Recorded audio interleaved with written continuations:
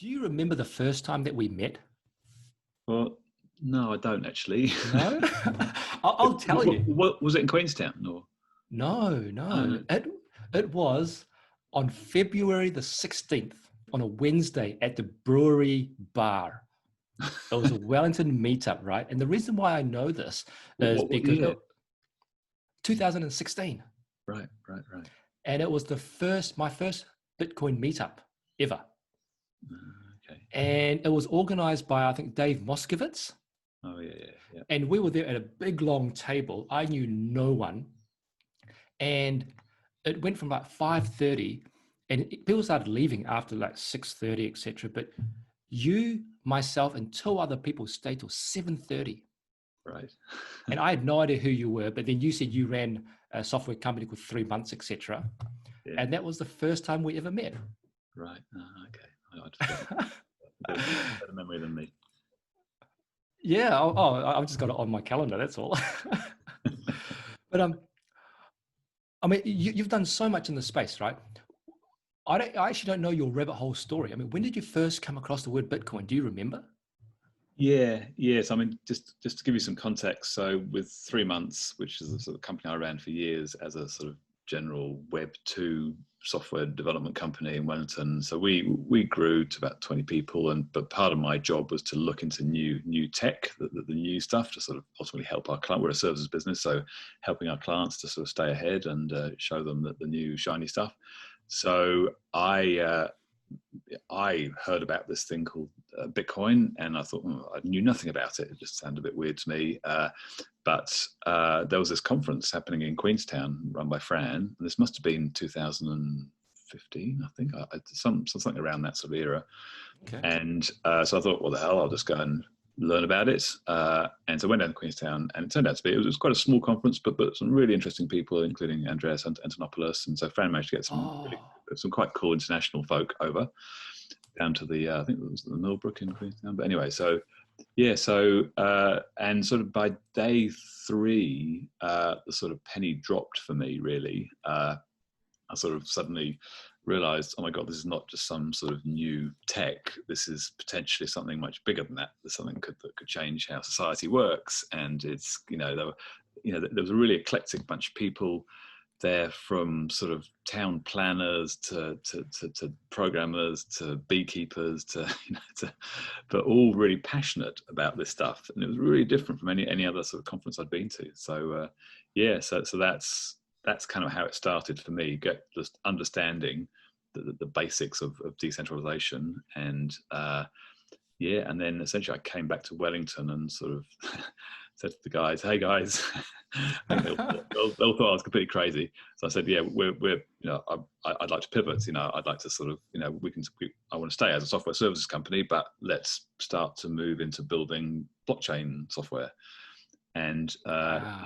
so that sort of kicked off a whole journey, which lasted many years, of morphing 3months.com into blockchain labs and bringing in other business partners, Paul and Fran and etc. And so we sort of that was when it all started. And and then I guess it was just, I think, we were kind of in the right place at the right time, because we'd sort of gone through that transition, and suddenly there was this crazy bull run of 2017 and the ICO boom, as you know, where everybody wanted help in, and we positioned ourselves as smart contract auditors. So we were sort of looking through the code for ICOs, which was this sort of new and exciting concept for raising money in a decentralized way. So we were one of the few companies in the world who were doing smart contract audits. And so suddenly everybody wanted our services, and it was an absolutely crazy ride, involving, sort of trips all around the world for me and others, and, huge amounts of work coming in and trying to scale, but, obviously very difficult to find developers in this tech because nobody even heard of it. So we had to train all our existing devs from sort of traditional we were doing a lot of Ruby and Rails. We had to sort of cross-train them into Solidity. But yeah, that's essentially how it started. Wow. Because I always remember you as running probably the biggest, would it be the biggest blockchain conference in New Zealand, the main one in Auckland? Yeah, I think it was. Huge. So that was again during that crazy time, and I, in my infinite wisdom, thought, "Hey, let's run a conference. That can't be hard." And never having run anything like that at any sort of scale, and so yeah, in my naivety, sort of, and a few things lined up. We quite early on, I managed through all sorts of angles and strategies. I managed to get Vitalik Buterin to come over, and it was like I remember the morning when he emailed back and said, "Yeah, I'll come," and I thought, "Shit." And then, so of course, once he committed to coming to New Zealand, it was relatively easy to get other really cool people to come. Yeah. And we had really good support from this sort of the Tech Week folk who helped us with the big space in Auckland, and it was part of the Tech Week, so that they helped with a lot of the logistics. But it turned out to be an amazing conference. It was just that point where the sort of the hype cycle was ramping up, and we got some of the best people. We got Vitalik, we got Andreas, we got some of the architects of the original DAO. Gents, was it Steve, someone Gents? Chris we got Christoph. Yeah. And and about sort of 10, 15 other really cool people who came over to New Zealand, and a lot of them we sort of capitalized, and people wanted to come over to New Zealand, so that was so that was during that time, and it turned out to be a huge success. Everything sort of fell into place. We had a sort of sell-out event. It was pretty nerve-wracking for me because a lot of the tickets only sold at the last sort of 8 days or something, but in the end it made a profit. We I think converted a whole lot of people. Still people come up to me this day and who came to that conference, because we actually offered quite a lot of scholarship places. We sort of said to people, because we had a sort of a corporate ticket rate, but then we consciously made some space for a lot of the students, a lot of the people in the sort of in this who wants to just learn more. So we had a lot of very cheap tickets, and still to this day people come up to me and say, "Yeah, wow, I came to a conference, it changed my life," and which is awesome. So, and this was 2018, right? I think this was 2017. 2017. Because before that time, you also ran an Ethereum conference. Is that right? Before? Yeah, yes. So the year before, so that must have been 16, I think. Yeah. There was a sort of smaller thing, and we did it again. It was part of Tech Week. We did a much smaller thing in Wellington and Auckland, and again we didn't get, but we got one of the other sort of founders of Ethereum. I forget his name actually. He came over, and just two other speakers. I think it was one of the Augur guys, and so just a couple of speakers. We ran a small event in Wellington, the boat shed, and up in Auckland. But I guess that sort of seeded the idea for the bigger one in 2017. But both, again, it was so early. And for a lot of people, it was this just sort of, what the hell is this thing? So they came along just to find out, and it was very cheap and accessible. And so again, I think it helped a whole bunch more people come into this space, which is great. Yeah, I mean, it was huge. I remember it very, very clearly. How many days was it? 2 days? The 2017 conference, we actually ran 3. I think it was 2 days for the main conference, and then we had workshops. Right. We had workshops up. Yeah. It was a big deal, and I think to get Vitalik and Andreas in the same room together, which was a coup in itself, because I spent a few days with both those guys, showing them around Wellington and Auckland, and it was just slightly weird because they're such different personalities, Well, I was going to say, not only did you bring them to Auckland to speak, because normally these big people, they fly and speak and fly out, right? But you got Vitalik and Andreas to come down to Wellington. And I remember that you tweeted Vitalik meeting a couple of local MPs as well. Yeah. So I was really keen to get Vitalik in front of the Prime Minister, kind of, at the time. But of course, it's not a vote winner, and this is really, at that time, not so much now, but at that time, it was just so nerdy, and most politicians have a clue. But I did manage to get sort of a couple of MPs into a room with him, and get the photo shoot and stuff. So And also I took him to Weta Studios, and it was fun. Yeah. Well, speaking of Parliament and MPs, there's also a YouTube video of you I think, and Joshua Vile speaking at a select committee as well. Yeah. So just to sort of fill in some gaps. So after Yeah. blockchain labs, the market sort of suddenly stopped. Our services for auditing smart contracts came to a fairly abrupt stop when the market crashed and the whole ICO craze sort of stopped. So we had to sort of pivot a bit, and that was a good time for me to sort of have a big change. So I left Blockchain Labs, sold out of that, and moved to the Blockchain Association with you, Sean, and a whole lot of other cool people. So and as part of that, I was asked to do various things. So sort of co-authoring reports and various TV and radio slots. But one of them was we were asked to, or in fact, no, we weren't asked. We sort of pushed ourselves in a bit into the Science Innovation Select Committee. To try and sort of educate them on what this blockchain cryptocurrency thing was. So I had a session which was sort of televised or recorded or whatever for the select committee at the Beehive. So. And was it? I think was it like a 1 hour session, or was it 1 hour? Yeah. So it's me and Josh just really sort of. I did more of the 101. What is this thing? And that they seemed certainly very interested and asked good questions, but no real sort of movement after that though. Is often the case, unfortunately. And was that 2018 or 19? Right. I think that was last year. Yeah, I think it was last year. Yeah. Okay.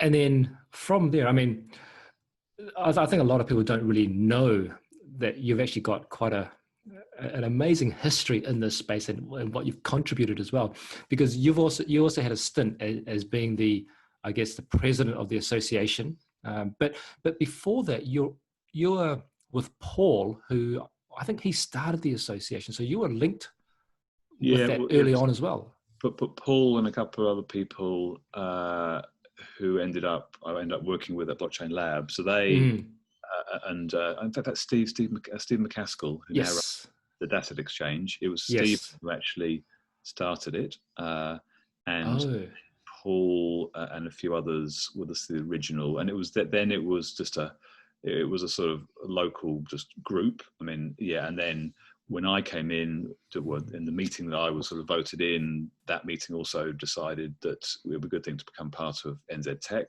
So that was part of what I was doing, is sort of transitioning it from a sort of more of a smaller thing into the sort of NZ Tech sort of mothership.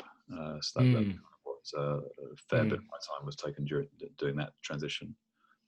Yeah. And how did you find it? Because I mean, from my experience, for me, it was really tough, like trying to get a bunch of volunteers who are super busy in their day job to do stuff in the evenings and weekends. I mean, I found it really challenging. I don't know, how did you find it?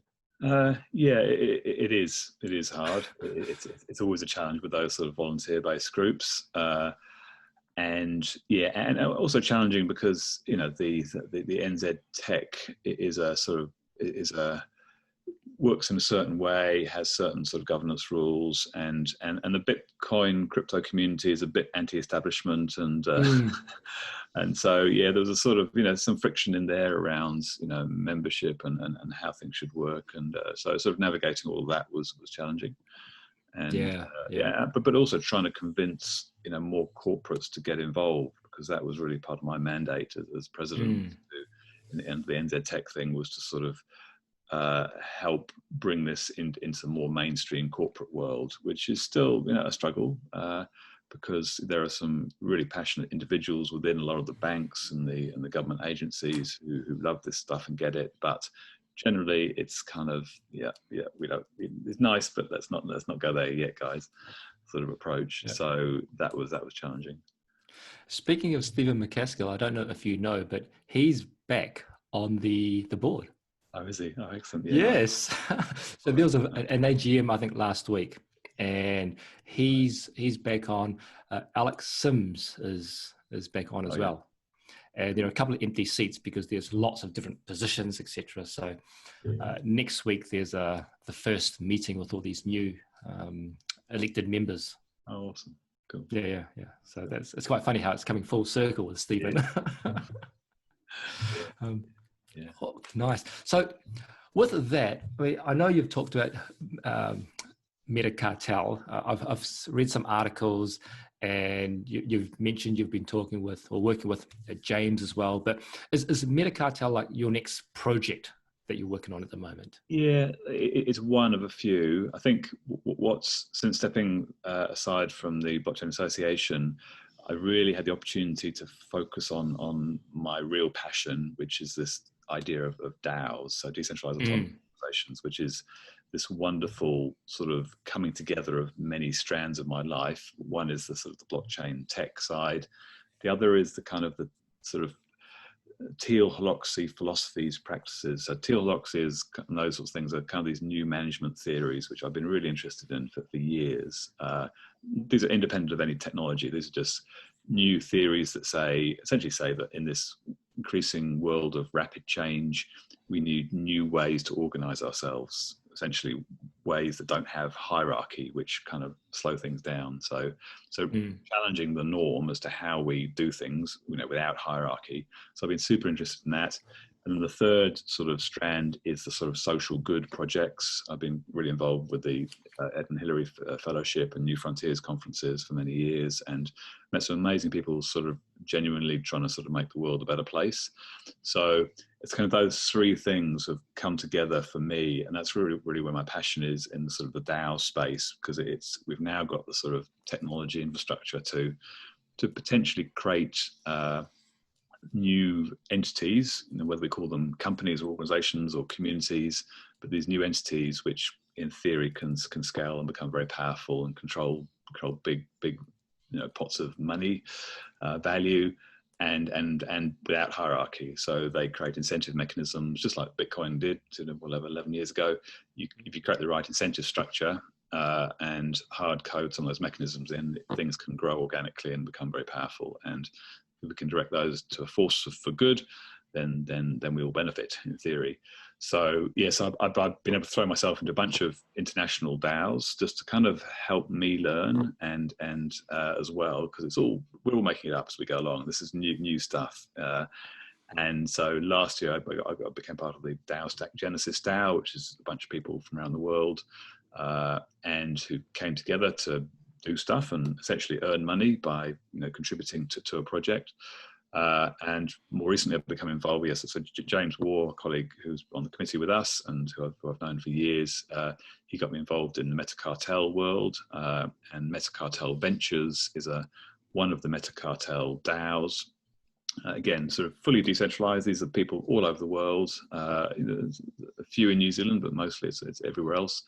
And Metacartel Ventures is a for-profit venture capital entity, basically. It's a DAO. It's set up as a legal, so we invest a lot of money in the legal side. So it's an LLC, I think, in the US, and but it's also all run by smart contracts and on the Ethereum blockchain. So essentially, we've raised about $1.5 million US currently, heading towards 5 quite quickly now, and we're making investments into all sorts of mostly Ethereum DeFi, so this decentralized finance projects around the world, and sort of taking some, in exchange for Ether or whatever they need and support, we get some of their tokens, and that becomes part of our investment portfolio. So yes, I've been working with James on that, and so that's been really cool. And but that's kind of one project. The other one, which is just really actually come together in the last couple of days, which I'm really excited about, is because we've just been accepted into the Gov Tech Accelerator. So this is, I've got together with a couple of people, one guy, James Mansell, who's done some amazing stuff in the data commons, government space, and AI space, and a lady called Diane Robertson, who, among other things, has been dedicated her career to the sort of social sector. She was head of the Auckland mission for a long time. And so we've just come out of 2 days of workshops, essentially to define quite an exciting project to potentially disrupt the sort of social services sector. Initially, we want to focus on helping people get out of debt. in New Zealand with some, but by building a community, by building a DAO, and allow them to have their own governance and their own control of various aspects of that. So we want to sort of hatch this DAO to solve a real problem. Okay. So yeah, so that's sort of just literally starting, and the Gov Tech Accelerator starts in a couple of weeks. So we're just, so I'm hoping I'll be able to tell you more once we get a bit further down the track with that. Yeah. So just to recap on a DAO, right, a decentralized autonomous organization, is what you're saying that a group of people come together, and then when you create this DAO, you just put money into a smart contract in order to distribute it to people who are running cool projects that you can help fund. Is that the gist or not? That's one quite common model that's kind of the easiest sort of version of a DAO, essentially a group of people to control funds. But that group of people have governance rights, typically in some sort of voting system, on-chain voting. So, you post a proposal. So the funds, in these Generation 1 DAOs, are typically held in Ether or DAI in a smart contract. So you might contribute, or there might be other sources of funds, but they sit in this smart contract. So all the rules around what can be done with that money are essentially transparent and visible and hard-coded. So, and then the rules around how you can spend that money is sort of governed by the community. And so so somebody might put a proposal to do this thing, support this project, or build this thing. And the community says, yep, yes or no. And everybody votes, and it goes ahead or it doesn't. And the instant it goes ahead, that ETH sort of figure is just paid out to that person automatically by the smart contract. So. And then, so in this Generation 1 version, how do the investors or the DAO contributors, how do they make money on their investment? Well, in the case, again, sometimes they do, sometimes they don't, and it comes down to the purpose. And I think one of the things DAOs are doing is sort of challenging the very notion of what is success. Is it, do we just want to make lots of money, guys, or do we want to have impact or make a positive change to the world? So it may not necessarily be a monetary return on investment. In the case of Metacartel Ventures, it is, it's been designed as a for-profit thing. But most of the people in there, are there for other reasons. They're not actually there to make a buck. They're there to actually help the ecosystem grow because they believe in the Ethereum and the DeFi and the sort of decentralized philosophies. So, but it's there to make a buck. And to answer your question, how does that, in that instance, how do they make money? Well, if we invest in a good project, then that project's tokens will go up in value, and we will own some of those tokens because we've got them. So we kind of do a token swap. So when we'll give them some Ether to help them build their project, they give us some of their early seed tokens, and if the project does well, those tokens go up in value in the open market. So. And I mean, Metacartel Ventures has already made significant money investing in some of the cool early projects in the DeFi space. So it seems to be working, but of course, you never quite know because we're in a bit of a bull run at the moment over the last sort of few weeks. So the market, as you know, is very volatile and fairly high risk. Yeah, exactly. So if you talked about version 1 of the DAOs or the first generation, is there a second generation? What is it evolving to become? Was it more complex? Yeah, I think there's just a lot of experimentation. I mean, you have to remember that the underlying platforms, so Ethereum and other emerging platforms like EOS and Cardano and a whole bunch of others, but Ethereum has been around the longest and is the most popular, by a significant amount at the moment. So a lot more activity on that than anywhere else. But even Ethereum, although it's been around a few years now, it's quite slow. It's quite clunky. We're still sort of in that dial-up phase, if you can use the internet analogy. So and there is a major upgrade sort of happening, in the next sort of 6-12 months for Ethereum. So that should, as we move to proof of stake. So there are limitations on what we can do currently, and to be honest, DeFi seems to be the because at the moment transaction fees are quite high in Ethereum, so it actually costs a lot of money to just make a transaction. So that cuts out a lot of use cases. But DeFi, when you're perhaps creating some sort of platform where you can invest a whole bunch of money and earn interest or whatever, you don't worry so much about transaction fees when that sort of decentralized finance space. So that's gone gangbusters recently with a lot of interesting DeFi products for lending, borrowing, even insurance on smart contracts, that sort of thing. So that's the generation one, DAOs are, but also we're experimenting with governance. How do you control these things? And that's the really exciting bit, and the bit that there's going to be a lot of, I think we're going to see this Cambrian explosion of DAOs where people, because it's so easy to spin up a DAO now, you can just cut and paste some code and spin it up on Ethereum. Is a DAO basically a smart contract? Yep, it's just a bunch of smart contracts. And typically, but you need an interface as well. And the sort of transition from Web 2, which is our typical sites that we all go to and love, Amazon and our banking sites, etc. That's Web 2. Web 3 is this whole sort of Internet of Money integration or Internet of Value integration, where we're doing much more.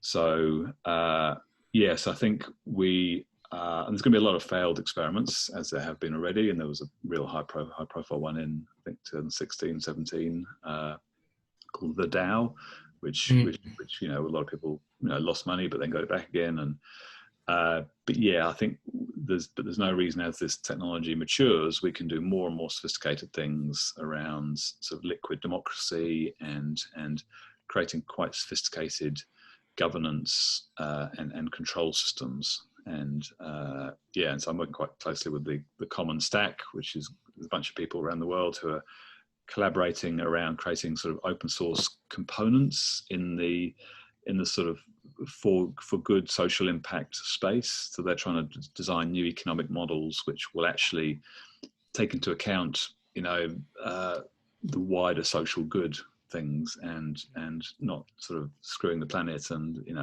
those sorts of things. So there's some really sort of passionate people in that space, and I'd love to bring more of that sort of knowledge back to New Zealand. Yeah, I mean, that's the DAO space certainly does sound interesting. I mean, if I wanted to set up a DAO, is there like a DAO as a service website that I could go to? Yeah.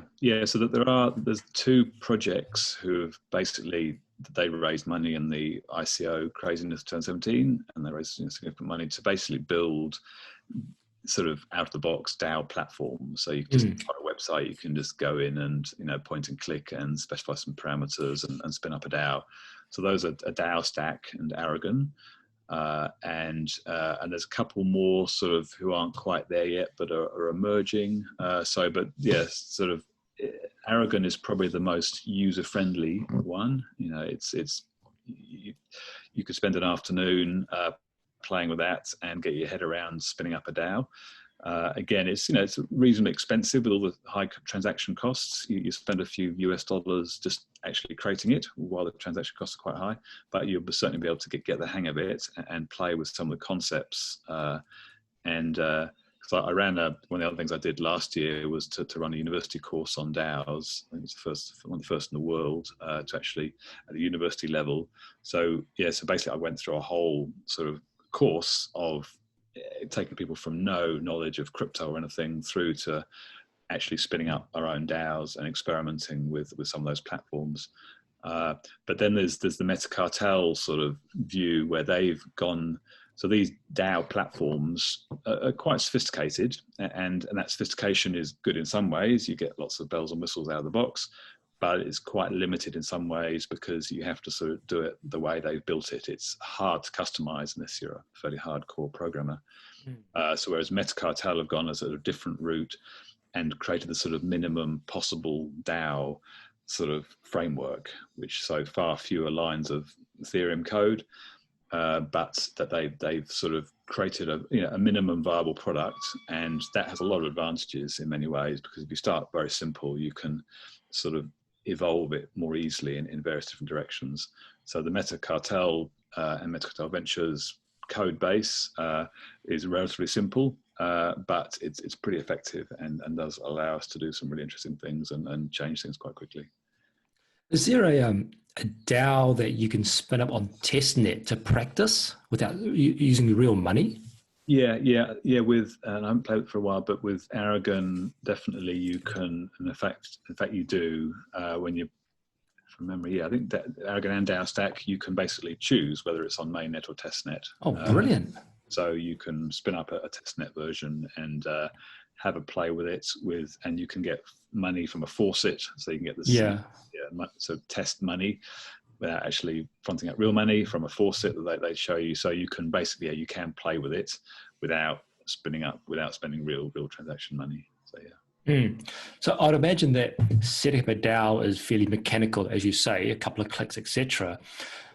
Is the next step to getting our community, a bunch of like-minded people together to work on the DAO to achieve its goal or to define a goal? Yeah.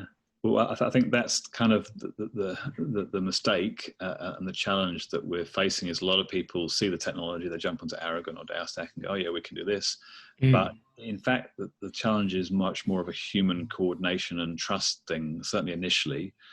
And sort of now what's emerging is a sort of almost a better sort of principle, sort of template is to actually, you need a small group of people who are well respected and who can work together and just like a normal sort of startup in a way, but you need that sort of trusted seed group, whether it's 3 people or 10 people who have got that sort of social capital influence, and they will typically come together and agree on this exciting, ambitious purpose.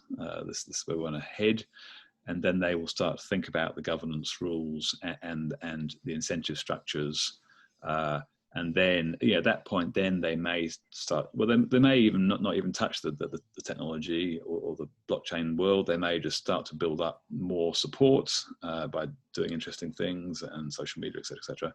But at some point, then that will move sort of on chain, and you actually sort of agree on the rules for how we're going to collect money, how we're going to vote on where it goes, etc., that sort of thing. And but I think if you've got that trusted core, they sort of seed this thing, they can help, then it can sort of get momentum quite quickly because a lot of people will trust them, and you get over that sort of starting problem of getting to sort of critical mass more quickly. So that seems to be a sort of a more common pattern where you get this group of people, they seed it, and they may even put some initial capital into it, so some money to seed it, and they will sort of, for that risk and that effort, they will own some of the initial tokens, and that's kind of the incentive for them, because hopefully when they distribute the rest of the tokens, the other 90% or whatever, or not 99%, then their token value will increase as the community grows. So there's all sorts of interesting models there. Okay. And I think, as you said, the purpose can be anything. The most common purpose is to fund interesting projects, for example. That's the most common currently, but it can be absolutely anything. It could be sort of, cleaning up beaches. It could be sort of, global problems. It could be an insurance product. A DAO can really do anything. It's just about what we want to get a group of people to work towards a common purpose. Good. Okay, so for example, cleaning beaches, that's an example of a non-profit cause, is it? Where people come together, put money into the DAO to pay a group of people to clean the beaches? Is that? That can be, but it's usually more complicated than that. I mean, you essentially want to build a community of people who care about beaches. Some of those people may go out and pick up paper. Some of them may have, more come from a more sort of philanthropic, that they want to see this thing happen, but they're happy to put some money in so other people will do it. There's all sorts of different motivations to how people may want to contribute their time, their reputation to these initiatives. But it's about that transparency and those shared goals, which sort of traverse any geopolitical boundaries. It's just on the internet. Okay. So I also remember seeing a YouTube, I think you had a meeting that you put on YouTube with a whole bunch of people talking about DAOs. Oh yeah. Yeah. So James Warren and me have been scheming for a while. I've been scheming to try and get more, educate more people to get more momentum in New Zealand for the DAO concept. So what we did is to really just ping a whole bunch of people, typically high profile people. So we got Vic Kroon and Malcolm Rands, who's the ex-head of founder of EcoStore, and a whole bunch of and a psychologist who's on the TV a lot, and Dwayne, who's the head of the sort of gaming, sort of online gaming association, etc. So we actually got a whole bunch of people interested, and we said, hey, look, we just turn off the Zoom meeting, and we'll just explain what we want to do, and essentially what we want to do is to create, really create a new entity that has human happiness built into its DNA, instead of creating a company that's wants to do the thing which makes money for shareholders. Can we actually? Sorry, can I just write this down? Human happiness was it built into the DNA? Yeah, but built into its business model, into its DNA. That is awesome. Built into its DNA. Yeah, so it sounds like a great tagline. So can you theoretically and in practice actually do that? And I actually believe you can. And I've read some really interesting books over lockdown around what makes us happy and what different types of work can help happiness and building communities. And a lot of it is just fairly obvious stuff, but a lot of it is just not happening in the modern day. And COVID has made more people more isolated, and it's just turning that model around from, we're not just cogs in a machine when we go to work. We're actually working on something with purpose, and there's a direct link between reward and effort, and we feel a sense of community. If we can do that and make enough money and actually be paid for that, then we should be happier. So yeah, I think there are now models. If you bring together some of the teleology stuff with the DAO stuff, with the sort of social impact stuff, I can see a new model. So we want to bring that through. So yeah, so basically had a Zoom meeting and had some awesome people on the call, and gave a wee presentation, and then I posted up on LinkedIn, and again just trying to validate whether we were crazy or onto something here. And actually, had a lot of likes. I think I had about 12,000 views and 100 likes and loads of comments, and all really positive. So of the video, wow. of the talk. Yeah. So it's up on YouTube and it's up on my LinkedIn profile. The link to the talk. So yes, that really sort of spurred me on, and this is. And essentially, that was a couple of months ago. A couple of things I had to get involved in the meantime, but that's really spurred me on to go to this next stage, which is this DAO, which I just talked about, where we've just got into the Government Accelerator program to do. So it's sort of moving ahead now, and I really want to sort of build community and get more people involved, because by design it's open, it's transparent. I'm not trying to create something that I own. I'm trying to create something that will be self-sustainable, and anybody can join and partake and benefit from. Do I hear a DAO NZ conference coming up? Well, I almost, because I was actually going to organise exactly that last year, and I was trying. In fact, you may remember at NZ Tech, I was really keen to do that, and. Various reasons it didn't sort of get off the ground, but thank God it didn't, because it would have been planned. Yeah. So that would have been a hugely horrible time to try and run a conference. Yeah. So glad I didn't in the end. But yeah, I would love to, when the world calms down a little bit, to organise something along those lines. And we might do a bit of a roadshow with this new idea around sort of disrupting the social services sector in New Zealand. We might do a bit of a tour around the country to try and get support, both financial and people sort of commitment time to help it get off the ground. So, well, I hope you do, and I hope you record it and get it out there as well, because some people do watch your YouTube videos, Mark, like myself. Some people. That's the one extra view you get. But the stuff you're talking about, it feels, I mean, I know what you're talking about, but when you're trying to talk to other people, it just feels so ahead of its time, doesn't it? Yeah, and I mean, I sometimes forget that, to be honest, because I'm part of these communities, these international communities, which, you know, seem quite big to me, but, you know, obviously in the global sense, we're tiny, and we're a bunch of sort of radical freak people. But, you know, the communities I'm in, it's normal. We speak the same language now, and all the Zoom calls and all the Telegram groups, and it's just, hey, look, this is obvious, this is good stuff, guys, and everybody's sort of.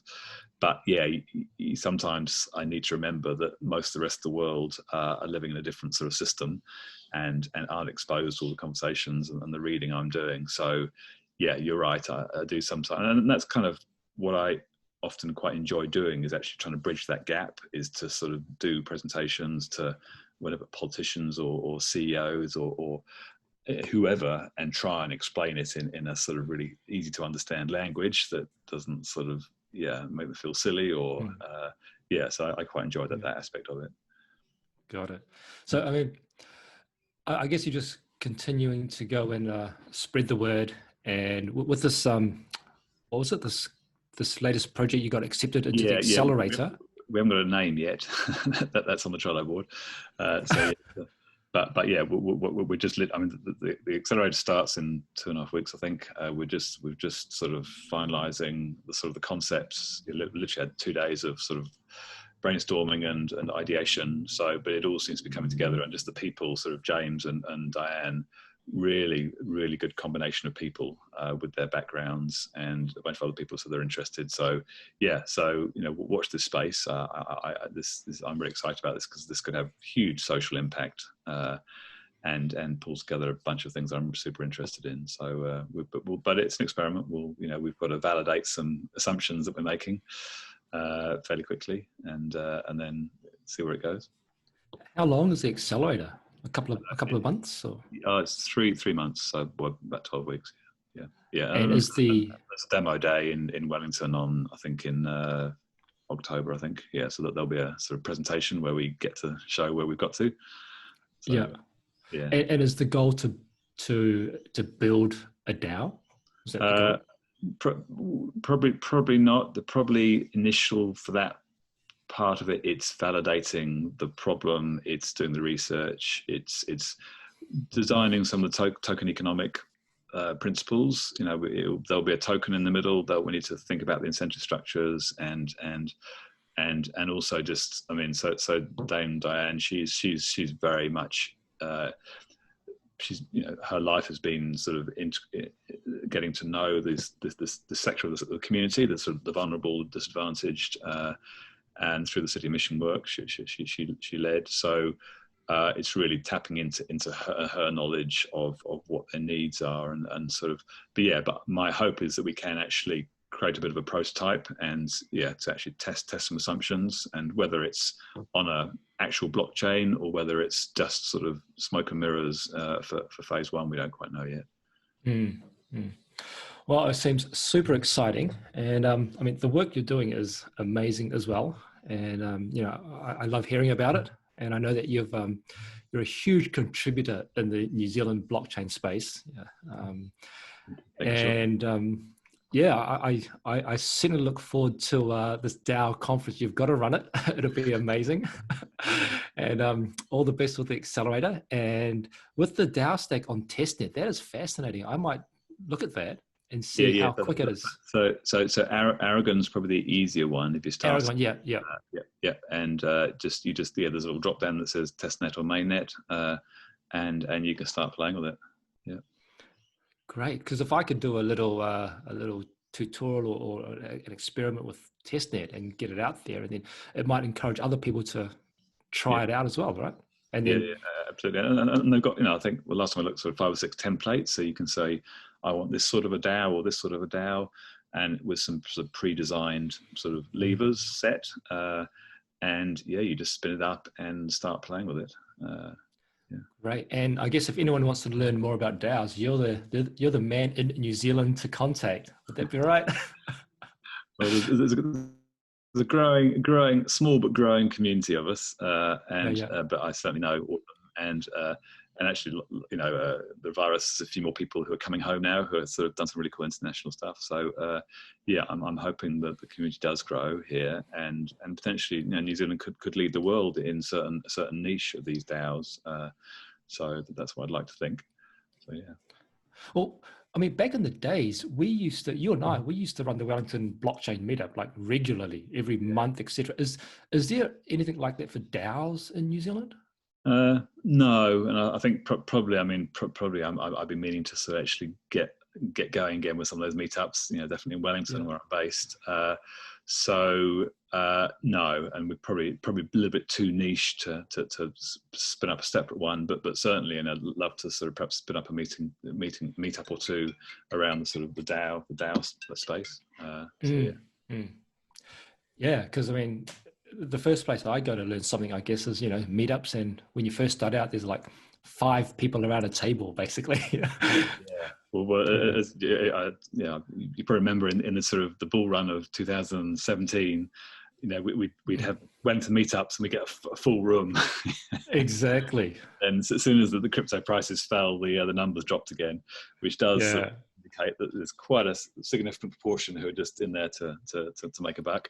But there's a sort of a hardcore of us who just sort of weathered all the storms as they come and gone. And yeah. Awesome. Well, it was so good to catch up, and thank you so much for your time. And I look forward to hearing how you progress in the accelerator. Yeah, we'll keep you in the loop. Awesome. Thanks a bunch, Mark. Thanks, Sean. Okay. Cheers. Catch you later.